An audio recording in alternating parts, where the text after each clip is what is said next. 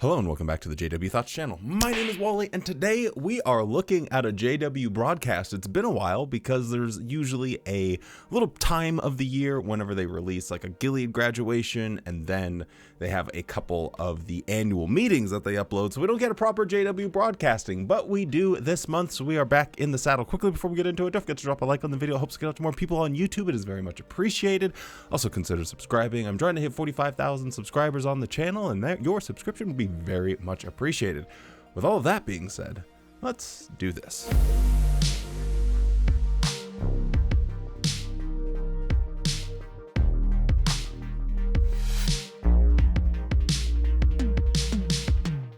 Now our host this month is John Ekron, and he is kicking things off with the normal slothful idiocies that have become synonymous with the governing body helpership. This is to be expected because in Watchtower land, they don't prioritize people's intellectual or linguistic fecundity on any level. It's just, how good of an ass kisser are you? They're just looking for Jeff. Wow, I already forgot. I have like a scene from Dumb and Dumber in my head, but then I forgot the actor's name. Jeff Bridges. Jeff, holy crap. Jeff Bezos. Jeff Daniels. You're like Jeff Daniels in Dumb and Dumber. Both cheeks, both lips, right here. He's an ass kisser. But with all of those butts that he's kissed, he finds himself in this position, and he is pretty much boring everyone. Just like we would not pay money for fake bread, we don't want to waste our energy on things that don't satisfy. Now think of it this way. If you were given $10 to spend on your meals for the day, and you spent $8 on breakfast, that wouldn't leave much for lunch or dinner, would it? Similarly, we only have so much emotional energy each day, and we need to be careful where we spend it. Where do you spend your emotional energy? Ask yourself, am I spending emotional energy on things that I don't really need to? Imagine someone rudely cuts in front of you while you're driving, or you're treated unfairly, or someone disappoints you. Now, you can get very upset about these kinds of things and spend a lot of energy on them. But think, though, is that a good use of your reasoning ability? Am I spending a lot of my daily emotional energy on things that don't satisfy? Now I gotta say, Johnny boy, I am on board with you. This is something that I often tell people myself. You only have so many coins that you can spend throughout the day.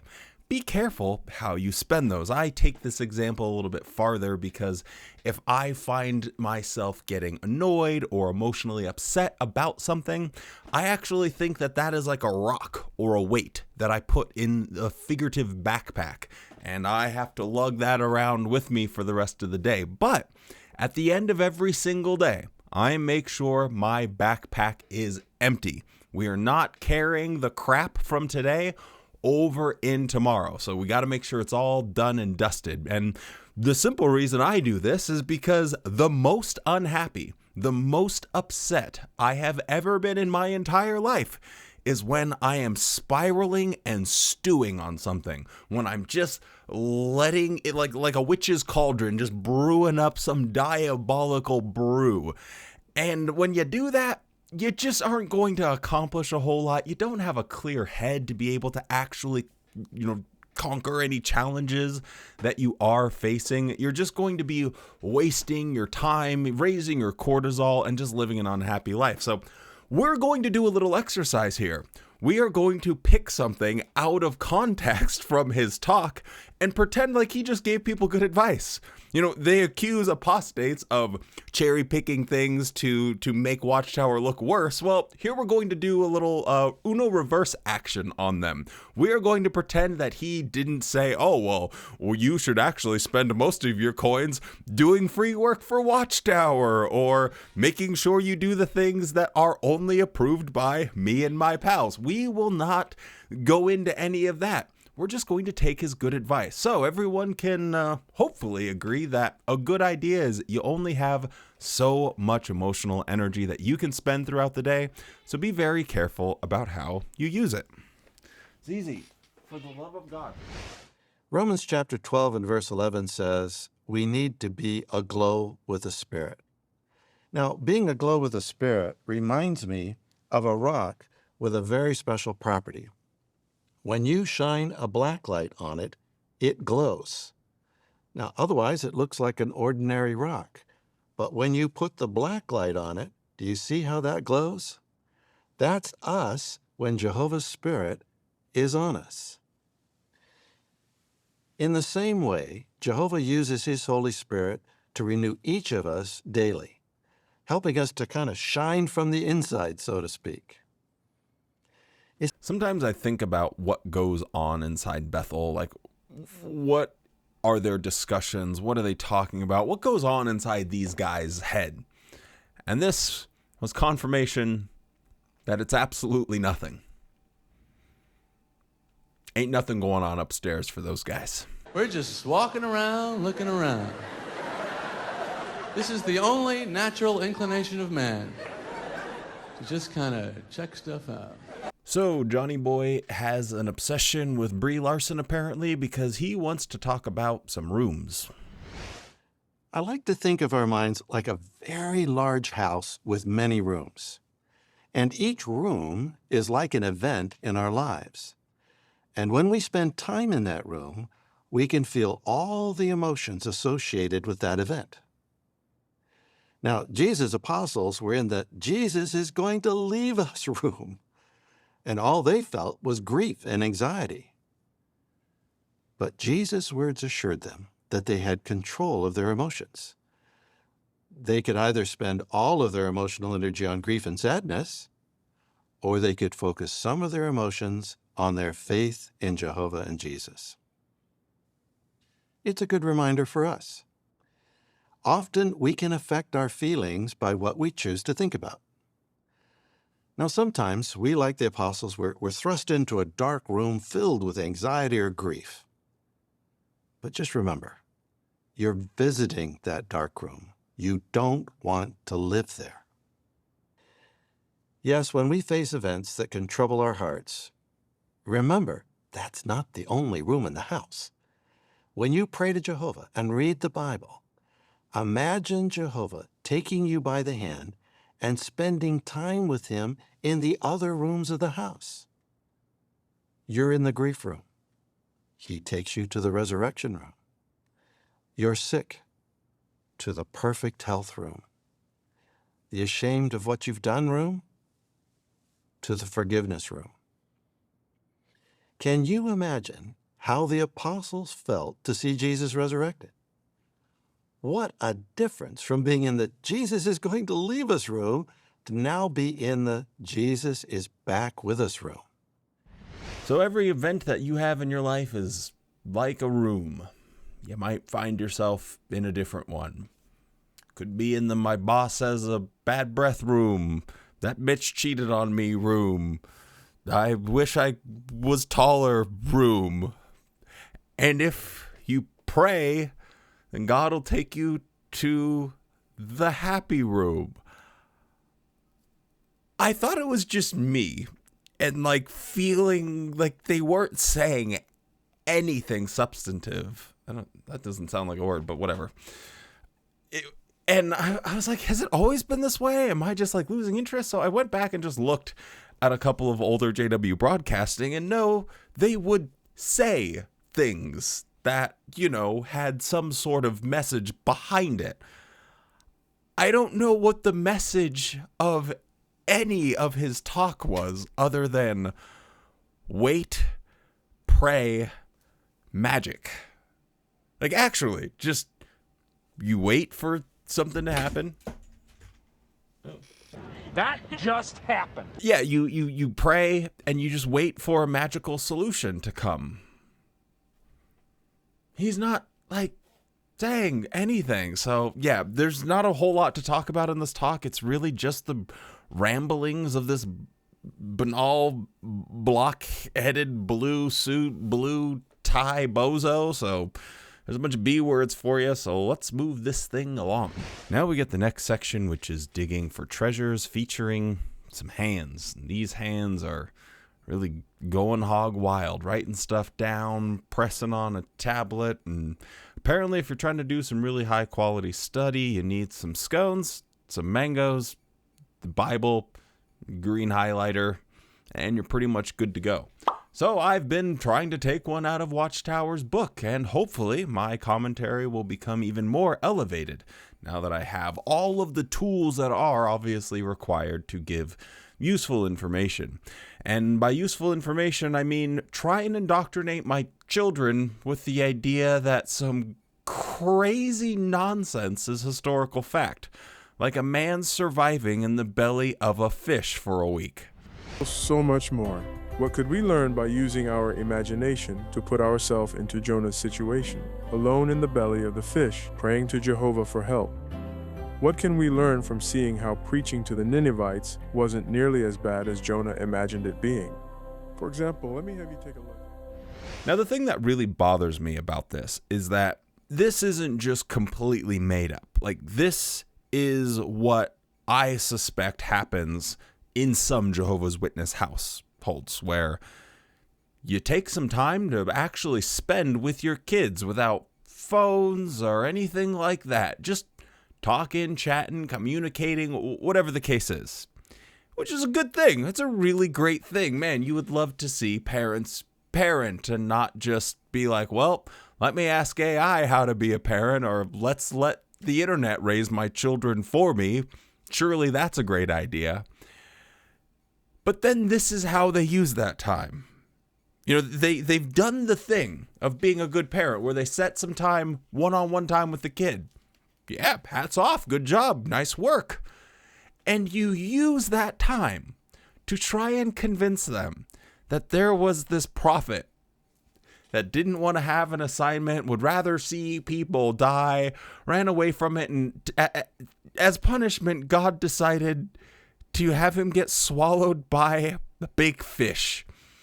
And he hung out in that fish and had to think about his time and his life. That is how you're using that precious time. And that's the really sad part about the whole experience of being a Jehovah's Witness. You can have good people trying to do a good thing, and Watchtower will interject at the moment where you have any free time that you want to use in a good way, like spending time with your kids, and say, you know what you need to be doing when you're spending time with your kids? Trying to get them to be better Jehovah's Witnesses. They hijack the goodness out of people and try and turn that into something that is absurd and just fondles the scrotum of the governing body. Like, honestly, at the end of the day, a Jehovah's Witness life is just waiting for the governing body to tell them what to do.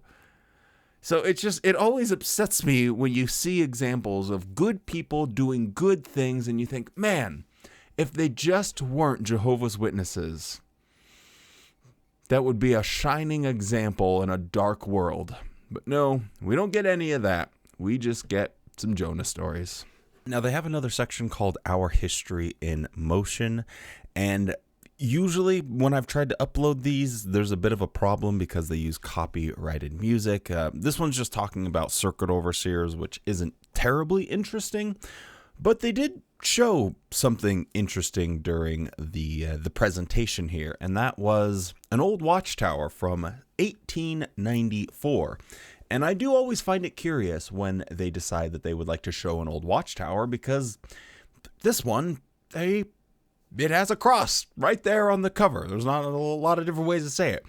There's a cross right there on the cover. So it's just a reminder of how their religion has evolved and changed over the years. And you just sit back and wonder, like, they have such a big problem with the cross, and they think it's just this diabolical symbol.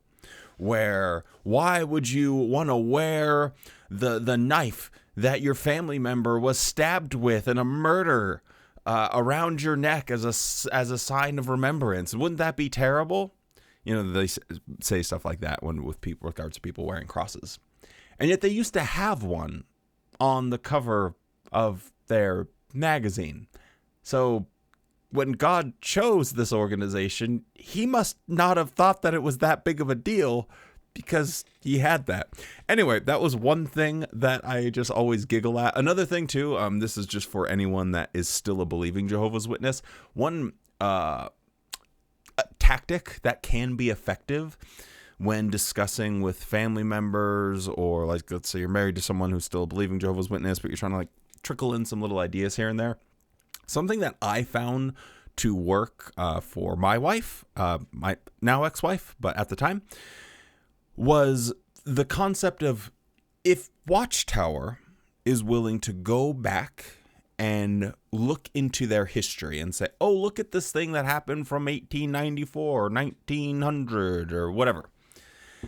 If they're able to go back and look at something positive, then shouldn't we be able to go back and look at what their overall message, what they were saying, what they were preaching back then? Like, if they're going to bring up, oh, well, here was something that we used to say, and we knew the truth back in 1922. Well, then I should be able to go and show you a magazine also from 1922 and say, okay, cool, but you also believed in X, Y, and Z. So we need to account for that when going back into our history. You can't just cherry pick the dubs and ignore the L's. You got to take everything, the whole man theory. You can't just zoom in on one particular thing and say, that will show me the entire character of Watchtower. Well, if you do that, you'll think that there's a great organization that's never made any mistakes. You have to take in the totality of their organization. So anytime that this comes up, I think it's a good reminder that it's okay for you to point to old magazines. And when a Jehovah's Witness says, well, that's old light, well, that's old light, well, that's old light, then you can say, well, you also use your organization's history as a foundation for your beliefs, as surety that God has been directing you all along. And sure, it will look that way if you only look at certain things, but you have to take it overall, the whole man theory. Anyway, there was one other, I just realized I've been wearing my headphones this whole time. Whatever. One other thing is they did show a clip of this 1894 Watchtower, another branch of the work. They're talking about circuit overseers, but that's not what I thought was interesting. It was this paragraph here where it says, love for them and for the truth and the Lord's approval should take you into YMCA meetings, class meetings, and prayer meetings regularly to scatter the truth by word or by printed page. Again, this is something that would be kind of askew to a Jehovah's Witness. Wait, back in the day, we used to go to prayer meetings?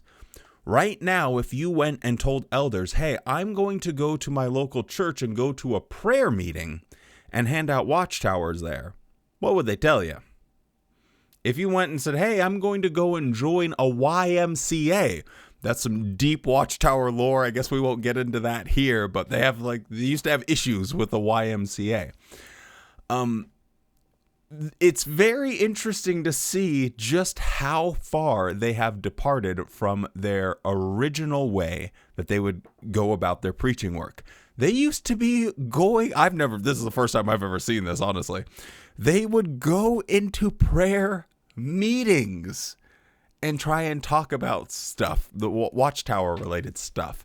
I find that fascinating that they used to have the balls to actually go and do something, proclaim their faith, and it worked. That's how they went from just a couple of ragtag gaggle of people into a global religion.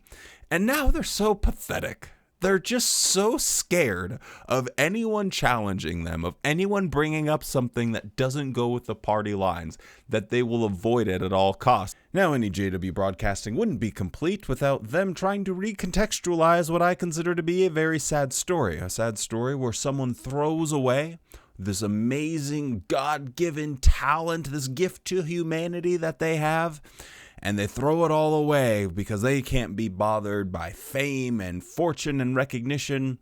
They would rather stand next to carts and have nobody talk to them and mail letters that just end up getting returned to sender. Because that's the real life, ain't it? More than 20 years ago, the story of Rosalia Phillips appeared in the Awake magazine. How has her decision to serve Jehovah benefited both her and those around her in the years since?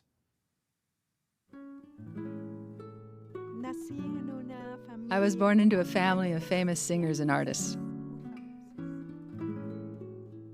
The most famous was probably my dad, Germán Valdez, better known as Tintin. Music was a part of me. Since I was a child, I wanted to express myself, so I picked up the guitar and started composing songs in my own style. I never aspired to have a professional music career.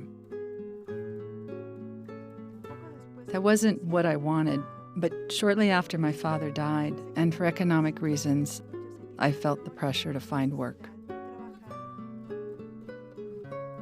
I joined a musical group which paved the way for my success as an actress and singer. However, I began to realize that the environment and the people around me weren't very wholesome. I stopped trusting people. When I learned the truth, I found beautiful, sincere people who really loved me. And then I also began to transform because I became a different person, joyful, happy, and full of spark.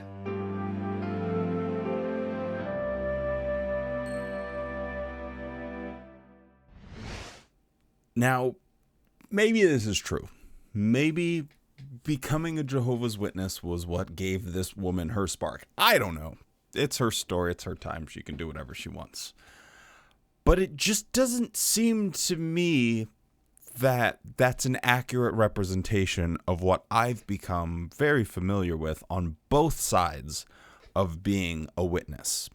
So it's not very often that you just get someone off the street that starts studying and becomes a Jehovah's Witness, but I've seen it happen a few different times. And one was really interesting because this woman, she was like single in her 30s, whatever, a little bit lost in the world. Hey, love bomb till the cows come home. So she eventually started studying, blah, blah, blah, became a Jehovah's Witness.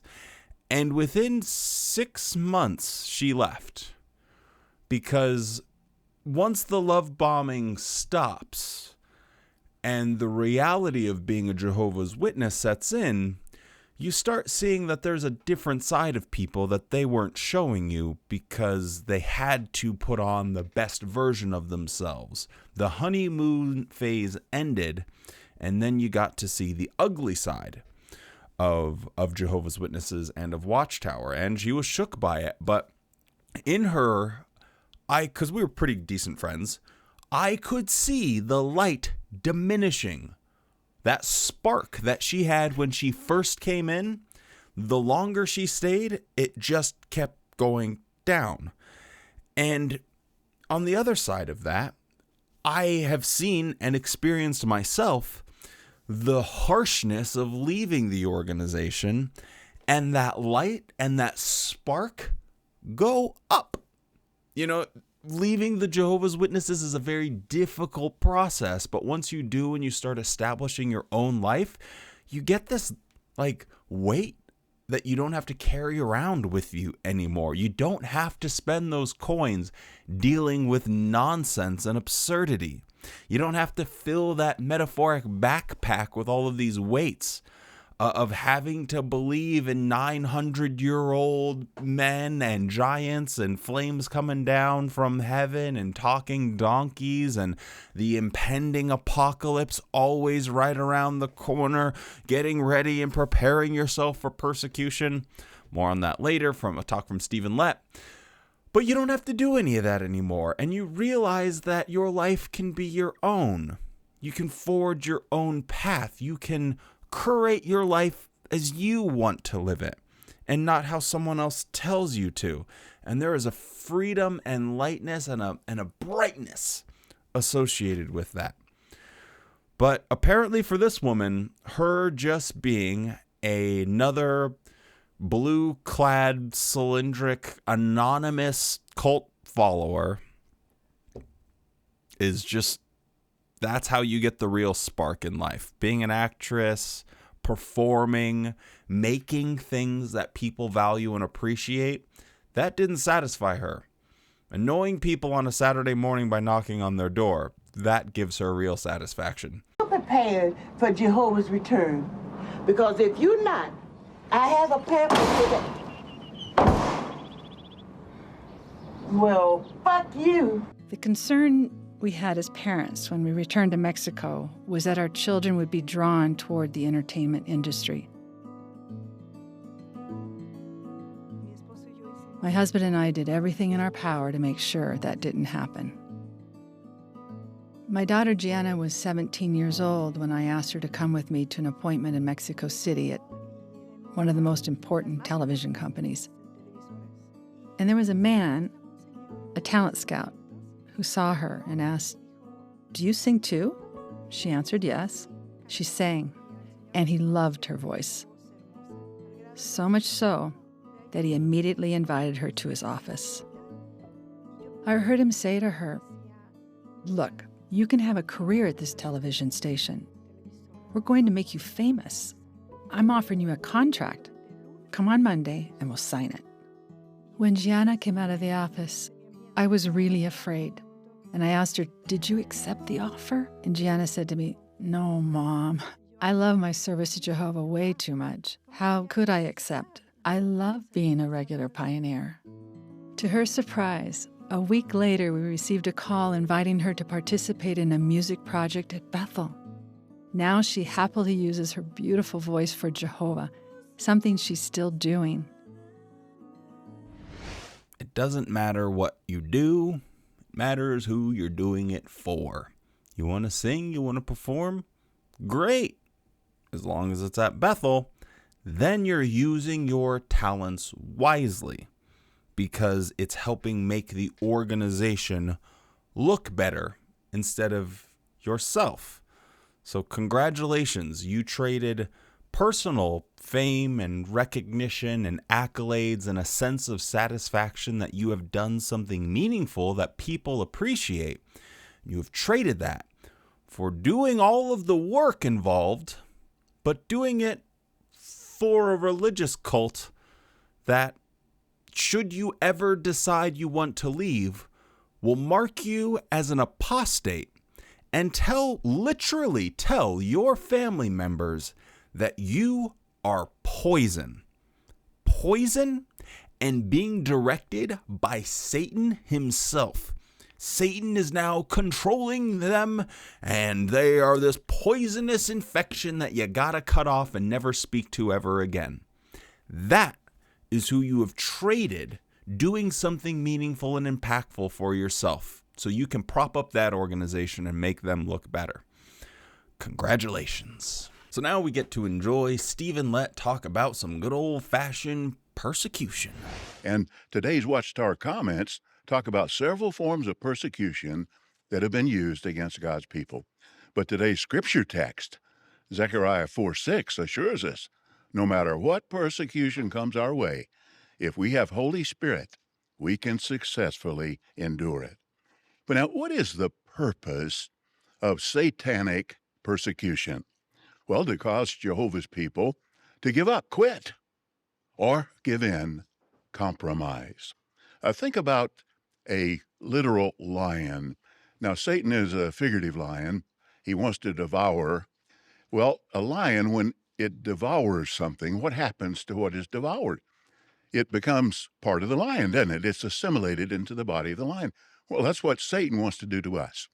He wants those that are no part of the world to become part of his world, part of his system, his arrangement, in effect, part of him. But we're determined not to let that happen with the help of Holy Spirit. What a fascinating window into Stephen Lett's mind. Like, the world and Satan and his agents want to assimilate you like a lion looking for nutrients. I mean, let's just let's take this to like a conclusion of how this would appear in like his mind. I don't know. So like, I am an agent of Satan, according to Stephen Lett. Like, I am like on a global scale, like a top 10 agent of Satan on planet Earth or something like that, right? What am I trying to assimilate people to do? Like, liking a video? Hey, a message of freedom, of thinking for yourself, of making your own decisions, of finding your own path. I always say, don't take me for it. Don't listen to me. I am just some dude. You know, that is the responsibility of you. That is the freedom. That is the wonder of the human experience, is the freedom to decide what you want to do. And in his mind, that is me trying to assimilate people into some type of satanic intestinal caverns so we can suck out the nutrients of people. Like, what is going on in this man's head? We're just walking around, looking around. Well, what are some forms of persecution that have been used against God's people and continue to be used? Now, the first is banning. The work of Jehovah's Witnesses has been banned in over 100 countries. We've been banned in countries from Albania to Zimbabwe. That's A to Z using the English alphabet. Now, here's a second form of persecution, imprisonment. Here's a third form of persecution, our children being expelled from school. Economic pressure put on our brothers to get them to compromise their neutrality. And again, this is a big method that Satan has regularly used. Brothers have been fired from their jobs because they wouldn't violate their neutrality. Brothers have had their businesses boycotted. A horrible example of how our brothers were treated in Malawi, economic, but also all kinds of pressure because they wouldn't buy a 25-cent political party card. Now, they knew the physical cost of that card was very cheap, but the spiritual cost would have been too costly. They refused to do it.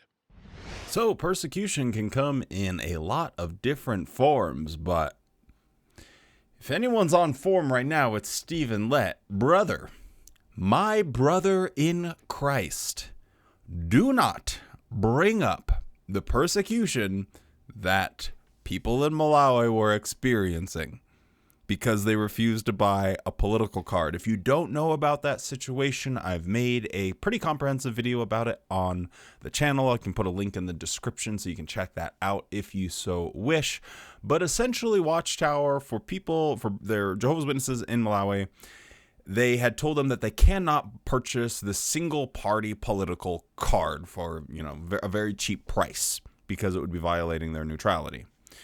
Yet in Mexico, where they also had this single party state and people had to provide a political card showing that they had done some type of service for the country or for the party, they were able to bribe government officials to falsify this information so that way they didn't get their kingdom halls confiscated or face any issues from that political party. So in one country, it said that, no, you can't do this.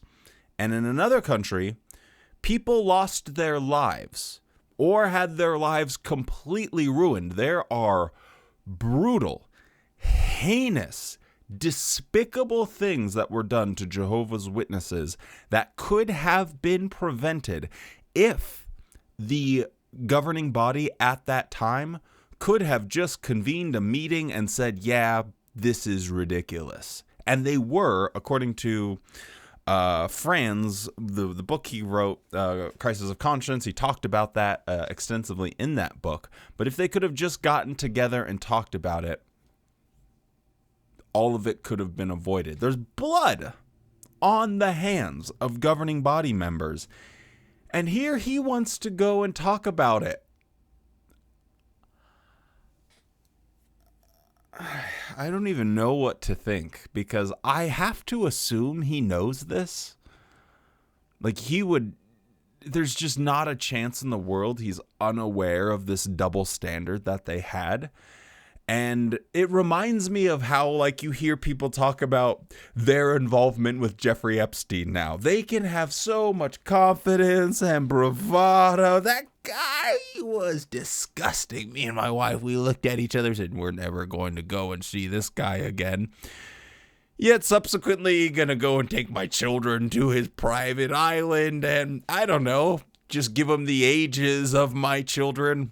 I mean, that's to assume that those were Lutnick's children he was giving the ages of to begin with.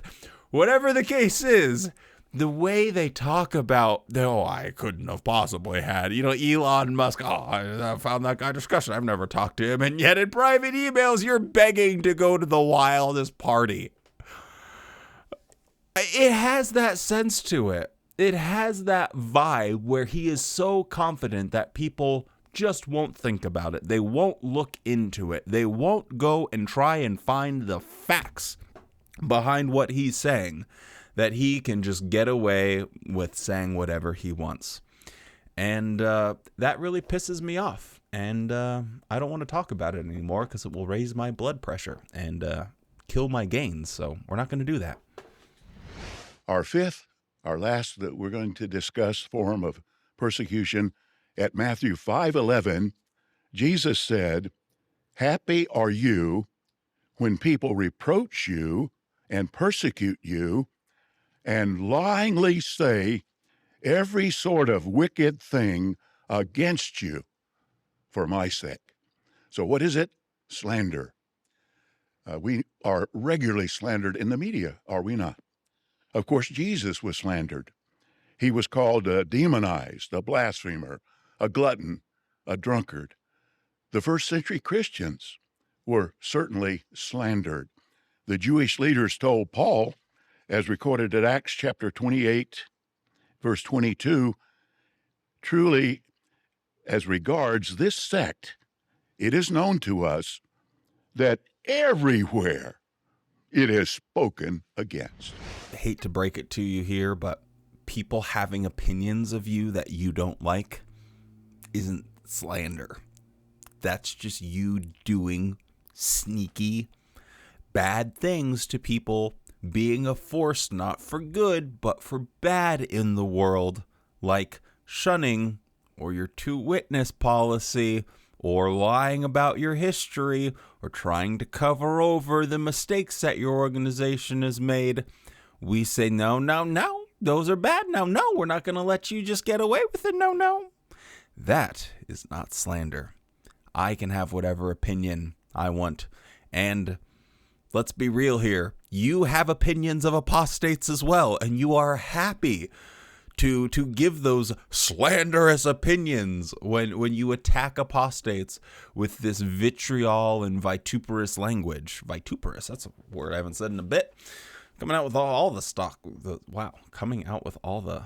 I don't even know what I was trying to say, if I'm completely honest with you. Maybe I just have the mind of a madman.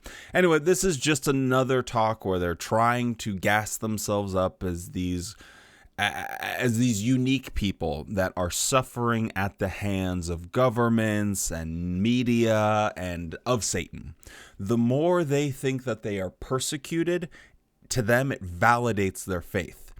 And it's to the point where no one really actually cares about Jehovah's Witnesses all that much. At the end of the day, it's really hard to get people to give a hoot and a holler about anything to do with the Jehovah's Witnesses. They're kind of just seen as benign weirdos.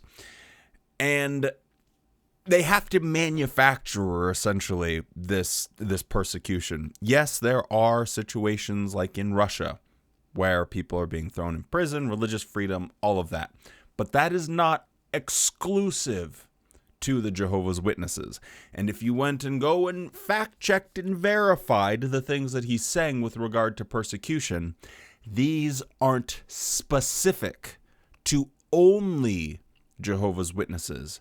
There are other religious people in the examples that he gives where other people were facing the exact same thing. So he's trying to get people to imagine that they're special because they've been persecuted, when that simply is not the case.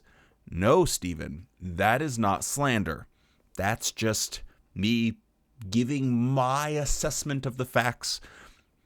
So deal with it, bud. Now, I think that's about all I'm going to cover for this video. I might talk about the music video and then video I'll work on maybe tomorrow or the day next, because I stumbled across some interesting JW AI generated music, and I have a lot to say about that whole topic.